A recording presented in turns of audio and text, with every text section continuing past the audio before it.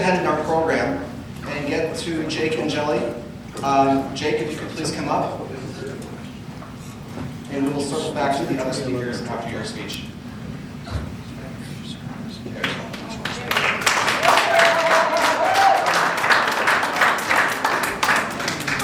Good evening, ladies and gentlemen.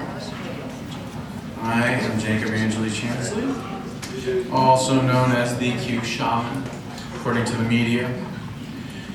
I'll start by saying I'm not a white nationalist, and I do not share Mr. Stringer's beliefs on the notion of multiculturalism and multiracialism not being good for our country. Whether or not you like that, I really don't care. I believe in unity, I believe in love, I believe in peace, and I believe that it is the only way forward to save our nation.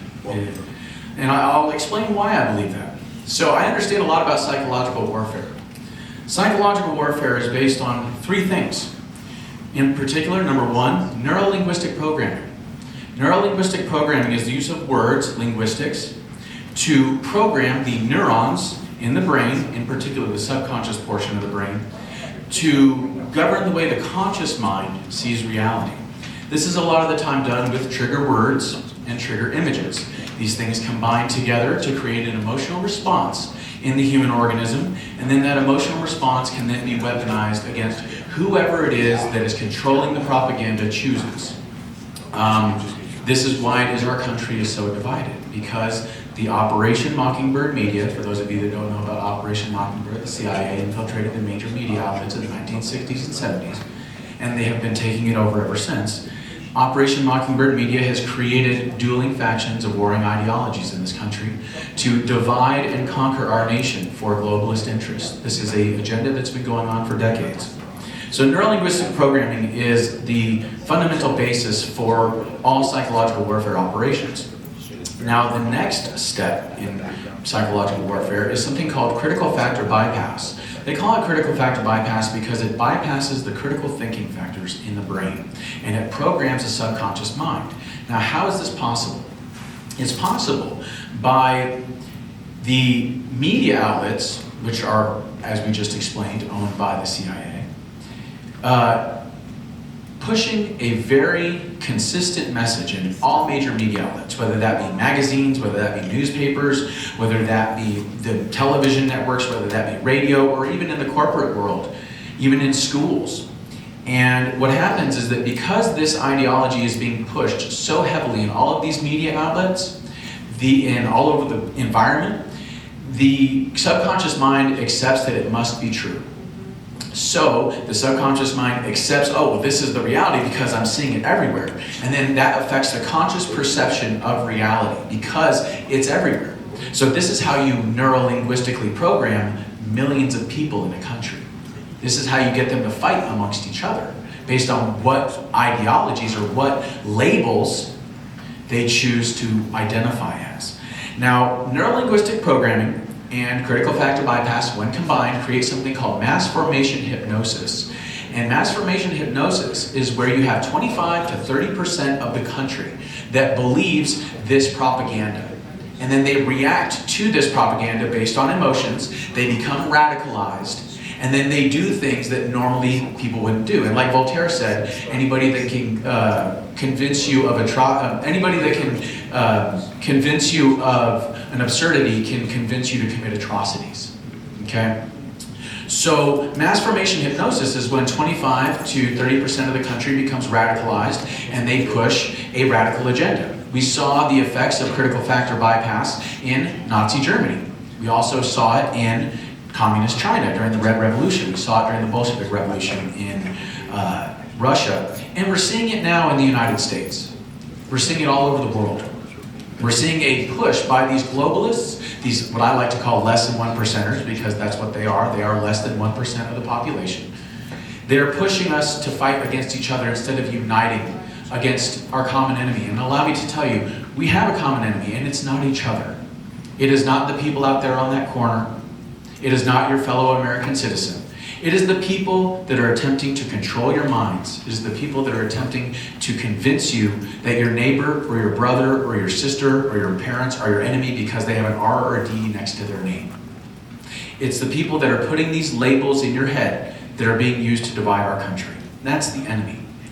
Now, Yuri Bezmenov, he's an ex-KGB operative that was in charge of psychological warfare and mind control. He defected to the United States in the 1980s. And he brought forth to the American people the fact that there is a fourfold process of what he called ideological subversion here in the United States. And this fourfold process has been carried out over generations. He broke it down as, number one, demoralization. Demoralization is about infiltrating the education institutions, that's K through 12 and colleges, as well as infiltrating the media, infiltrating the entertainment, and infiltrating government and politics. And he said himself that this has already happened in the United States. And if you look into FDR and the New Deal and all that stuff, then communists were all over FDR's cabinet. They were all in his administration. You can look it up. We're talking people like at the Department of Treasury, people at the Department of Agriculture and stuff like that. They were willingly giving information to the Soviets. So, Yuri said that demoralization of a population takes one full generation. And so you have to infiltrate these institutions, and then you have to push the propaganda. And the intention of the propaganda is to get people to hate their own country and to believe that the country that they're living in is evil and that it needs a communist government. Okay? And so, infiltration instead of invasion, then demoralization through that infiltration. Then you could demoralize a whole generation, according to Yuri Bezmenov. Once you've demoralized that whole generation, you could show them in black and white how it is that, no, these are the facts. And they will not believe it because they've been so heavily programmed. They have a cognitive dissonance. They don't want to believe it. And so what ends up happening is that these infiltrators and the demoralized generation end up bringing us to the next step. The next step that Yuri talked about was destabilization.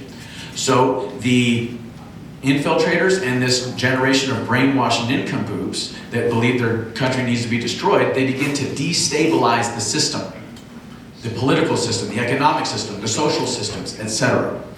And then from that destabilization, you move into what are called crises. That's the third stage. And the crisis is things like the housing market collapse, the crashing of banks, the destruction of our supply chain, okay? The people not knowing what bathroom to use, okay? These things are forms of destabilization and crisis that affect our everyday society. Now, once these crises take hold, like say an election crisis, once these things take hold, what ends up happening is that all of these infiltrators and the generation of people that have been brainwashed, they then move into power. They move into positions of power, and then they take over and they start to create a communist government. Okay? Then that brings us to the last stage, what's called normalization. Okay, so that these infiltrators take over the government, they brainwash this whole generation of people to believe that they're the good guys and that everything's going to be fine if they just get their hands on the levers of power. Then, lo and behold, they're not good guys, and they're creating a dictatorship in our country. They're creating a communist dystopia in our country. And then they try to normalize all of this chaos in the country. So think about it. What did they say during COVID? It's the new normal.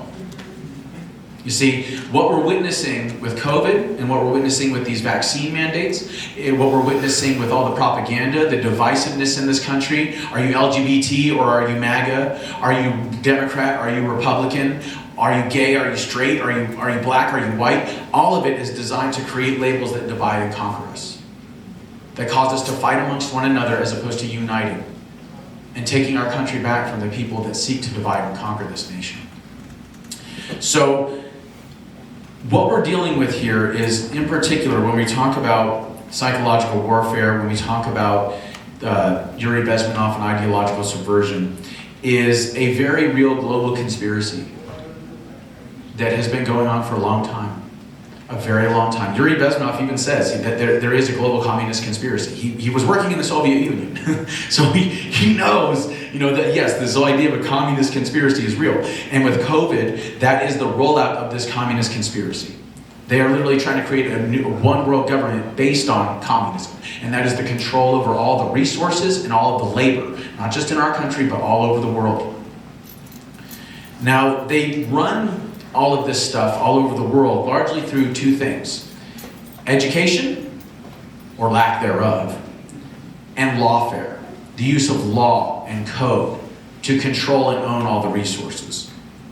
So now we're going to get into the deep state. How many of you here believe in the deep state? All right.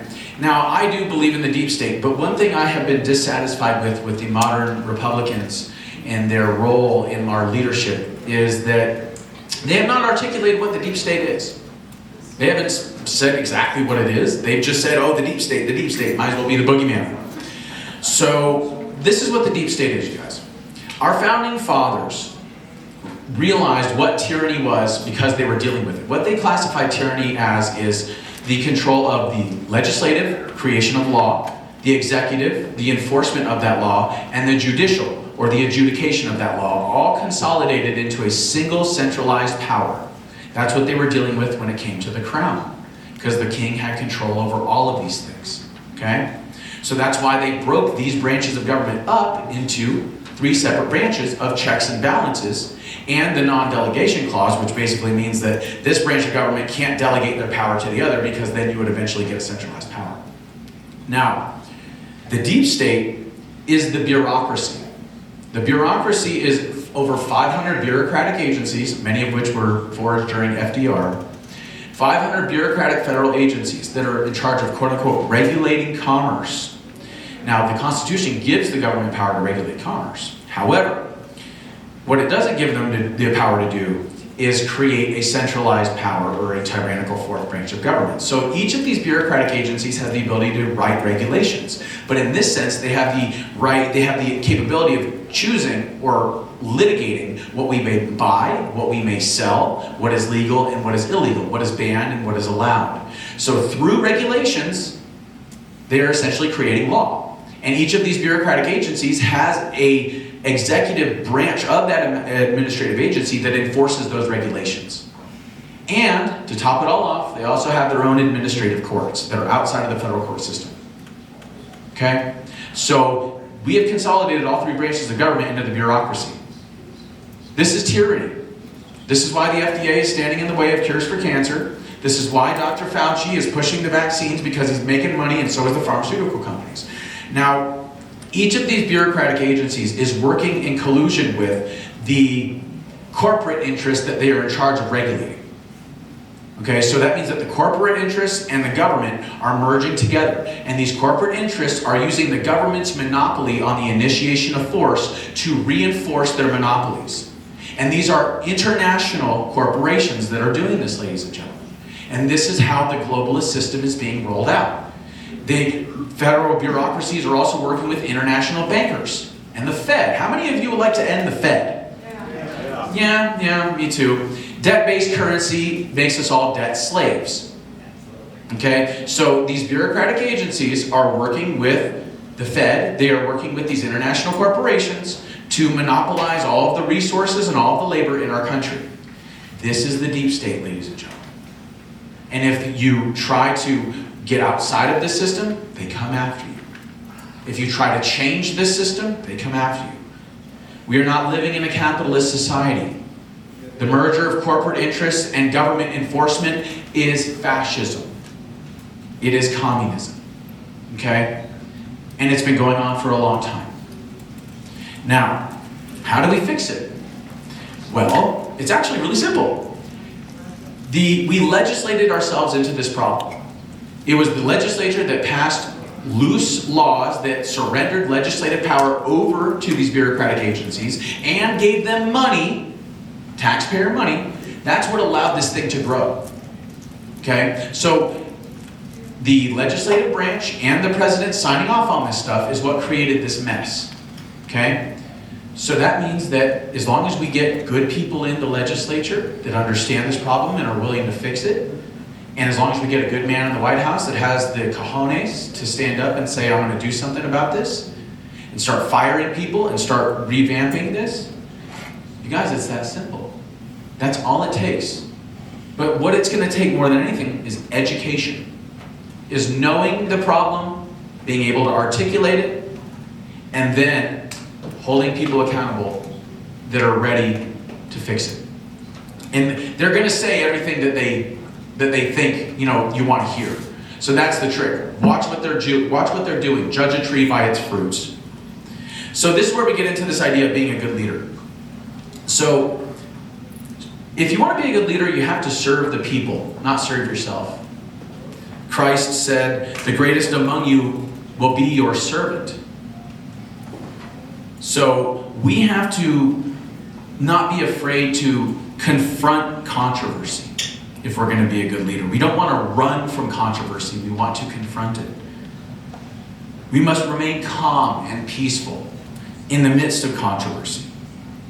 We must stay in control of ourselves if we wish to stay in control of the situation. I went out there and talked to those people out there before I came in here. And I showed them that I was nothing like what the media said I was. And some of them, they didn't, thank you. Some of them didn't want to hear it. They had the cognitive dissonance. How could this be real? How could the media's lying to me? Really? The government lied to me? Well, yeah, they've been lying to the people for a long time, both the media and the government, because they're one and the same at this point. Okay? So you don't run from controversy, you confront it. But you confront it through a state of peace and love. You confront it by staying in control of yourself. And don't be afraid of the mob, you guys. Don't be afraid of the mob, because the greatest people in human history have stood up to the mob. Okay? And they've stood up for what's right. Gandhi himself said, even if you are a minority of one, the truth is the truth. And the truth makes citizens, the truth makes individuals as powerful as emperors and kings. Especially if the king's empire is built on lies. And that's what our government is built on. That's what the media is built on, is lie after lie after lie.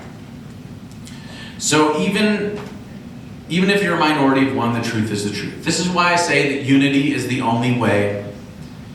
It's the only way forward. It's the only way that we will actually be able to save our nation. Love is the path to unity, and peace is the prize. It is entirely possible to be united with other races and ideologies. Absolutely. In fact, that is the way that everything has changed for the better in the world, is when people of different races and different colors and different religions have sought to understand one another and love one another. Love thy neighbor as thyself. Treat others the way you want to be treated. I think that it is entirely possible to be united with other races and ideologies based on freedom. I do not prescribe, as I said, to the beliefs that David Stringer said about being, proposing multiculturalism and multiracialism as being wrong or not helpful. And I also, and I see we have some Nick Fuentes fans over here, I do not follow Nick Fuentes. I am not a fan of him. I don't think that he's a good leader. Anyone who is talking about putting America first and then later talks about supporting Adolf Hitler and wants a 16-year-old bride and wants to burn women at the stake because they're practicing witchcraft or breaking the law is not a good leader.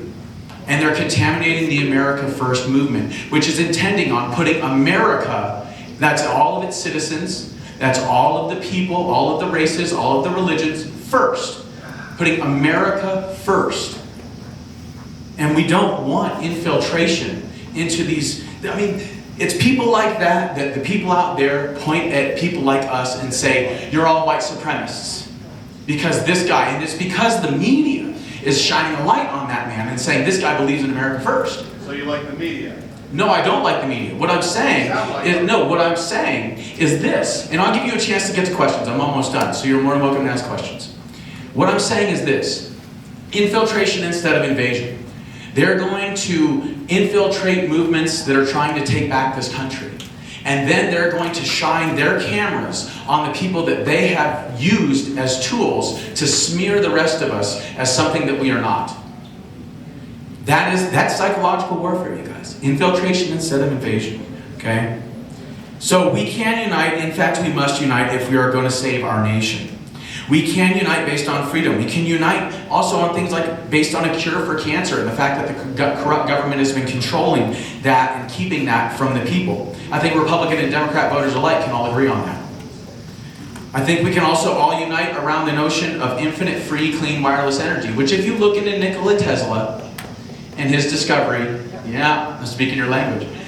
if you look into Nikola Tesla and what he discovered in the early 1900s, I'm telling you right now, infinite free clean wireless energy is a reality. All it takes is tapping into the electromagnetic ley lines of the planet, amplifying that signal, and lo and behold, we have a decentralized energy grid. We have a decentralized communication grid. We have a way to clean up all the pollutants on this planet. We have a way of literally helping our plants to grow, our crops to grow, like a corn stalk 15 feet tall. Okay, all through frequencies. All right? So we can transform agriculture, we can transform the dystopian pollution, we can transform our centralized energy grid into a decentralized energy grid, we can transform our centralized communication grid into a decentralized communication grid, and we can create economic surplus tenfold what we're seeing now, because we're not going to be dependent upon oil companies, natural gas companies, solar panels, wind turbines, or lithium mining, all of which destroy the environment, all of which are going to jeopardize not only our health, but the health of all of our children in 7 generations away. So, we can all unite around the idea of Tesla Tower technology, infinite free clean wireless energy. We can all unite around the idea of cure for cancer, which has been kept from the public. Republican and Democrat voters alike. We can unite around the idea of love thy neighbor as thyself. We can unite around the idea of treating others the way that we want to be treated. White, black, gay, straight, Republican, Democrat, it's all designed to control you. It's all designed to divide you into a self-selected group. We're all Americans. That's the group I choose to be a part of. American. So, let me ask you this. Are you going to allow yourself to be controlled? Are you going to allow yourself to be divided? I'm not. I refuse be divided. I refuse to be conquered. I refuse to be controlled. I will stand up for unity. I will stand up for peace. I will stand up for love, as all great leaders have. Like Gandhi said, you must be the change you wish to see in the world. And that's exactly what I'm trying to do. So, that's all I have. If you have questions, I'm more than willing to hear it.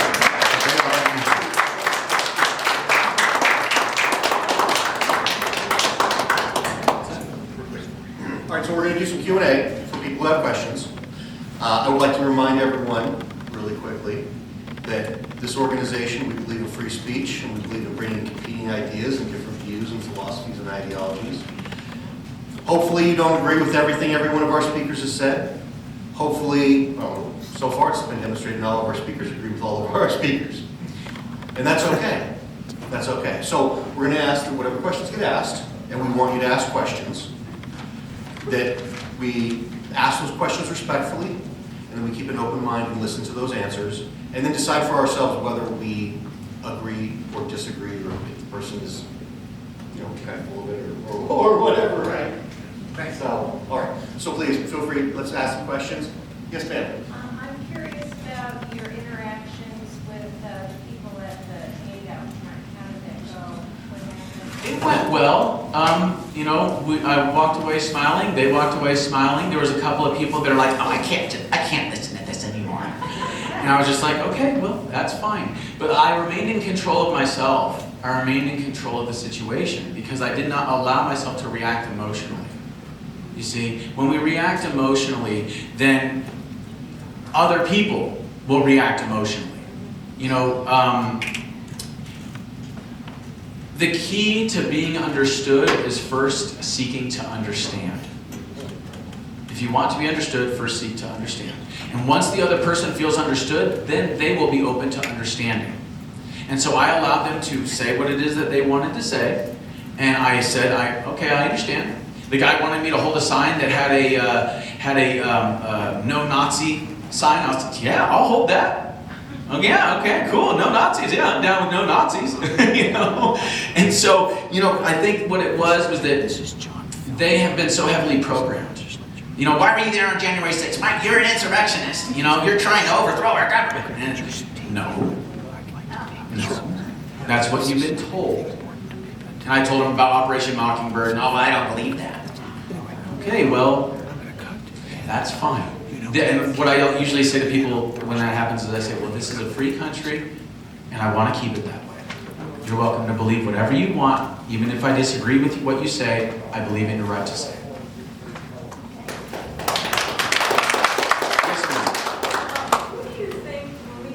they? Who is they?